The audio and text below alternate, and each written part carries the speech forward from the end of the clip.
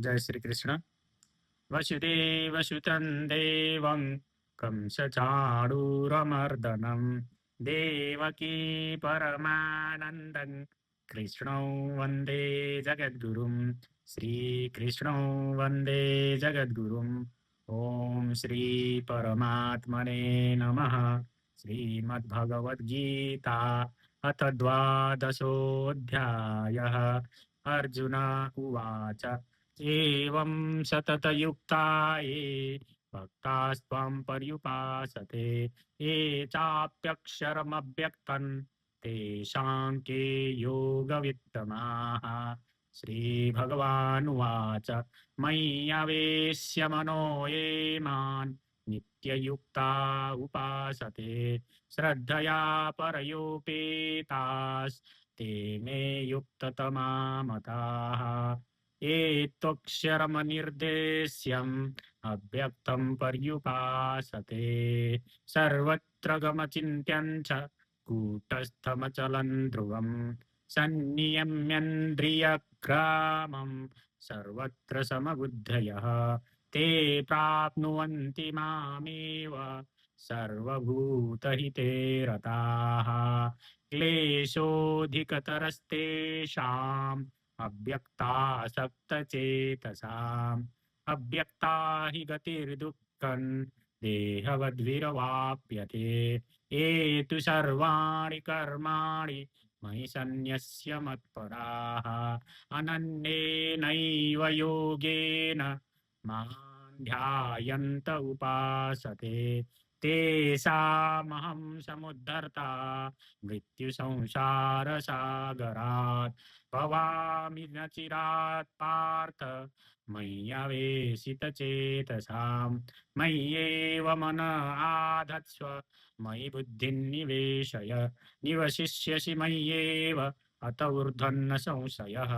अथ चित्तं समाधातुं न शक्नोषि मयि स्थिरम् अभ्यासयोगेन ततो मामित्थाप्तुं धनञ्जय अभ्यासेऽप्यसमर्थोषि मत्कर्म परमो भव मदर्थमपि कर्माणि कुर्वन् सिद्धिमवाप्स्यसि अतैतदप्यसक्तोषि कर्तुं मद्योगमाश्रितः सर्वकर्मफलत्यागं ततः कुरु यतात्मवान् श्रेयो हि ज्ञानमभ्यासात्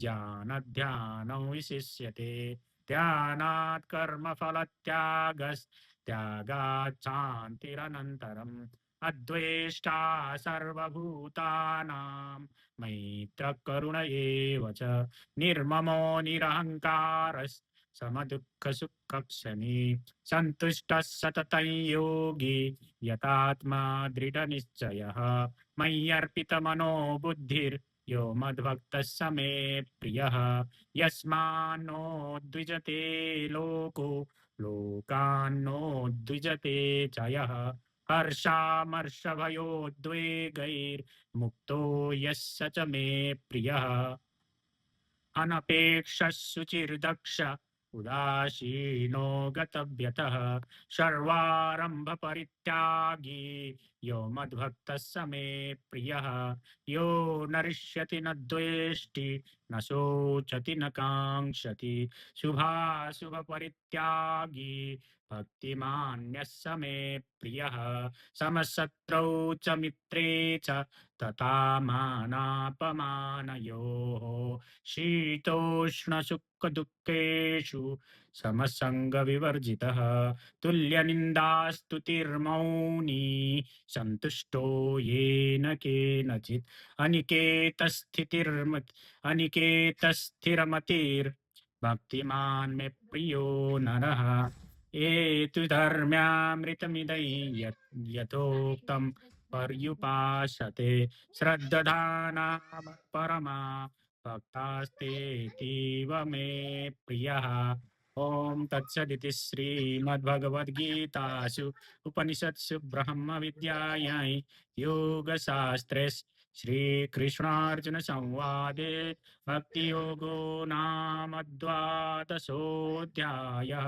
ॐ श्रीकृष्णार्पणमस्तु। ॐ हरे नमः। जय श्रीकृष्ण। राधे राधे।